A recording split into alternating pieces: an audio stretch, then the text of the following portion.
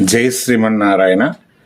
మనం తరచూ నదులు ప్రవాహం మీదుగా వెళ్తుంటే నాణాలు కాయిన్స్ వేస్తూ ఉంటారు.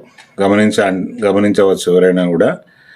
ఎందుకు వేస్తారు అని తెలుసుకుందాం అనుకుంటే, పూర్వము మన యొక్కటువంటి దేశంలో పెద్దలు రాత్రి పడుకునే ముందు ఒక రాగి చెంబులో నీళ్లు నింపుకొని మర్నాడు తెల్లవారుజామున ఆ రాగి చెంబులో ఉన్నటువంటి నీళ్లు త్రాగేవారు. తద్వారా ఆ యొక్క శరీరంలో మలినాలు శుద్ధి అయి వాళ్ళు పటిష్టంగా ఉండేవాళ్ళు. అదేవిధంగా అప్పుడు మన భారతదేశంలో ఈ రాగి నాణాలు ఉండేవి, కాయిన్స్, రాగి లోహంతో చేసేవారు. ఆ యొక్క నాణాలు నది ప్రవాహం మీదుగా వెళ్తుండే ఆ నదిలో వేసి గంగమ్మ తల్లికి మొక్కుకునేవాళ్ళు.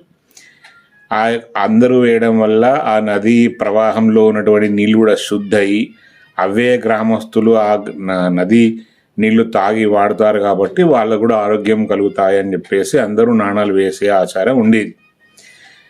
అదే పరంపరగా వస్తున్నది. కానీ ఇప్పుడు మనం వాడుకునేటువంటి నాణాలు, కాయిన్స్ నదిలో వేయడం వల్ల ఎలాంటి ఉపయోగము లేదు.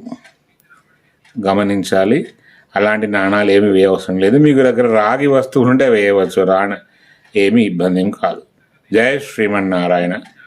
మరిన్ని విషయాల కోసం ఏమన్నా మీకు ధర్మ సందేహాలు ఉంటే మెసేజ్ చేయండి, సబ్స్క్రైబ్ చేయండి, లైక్ చేయండి. జయ శ్రీమన్నారాయణ.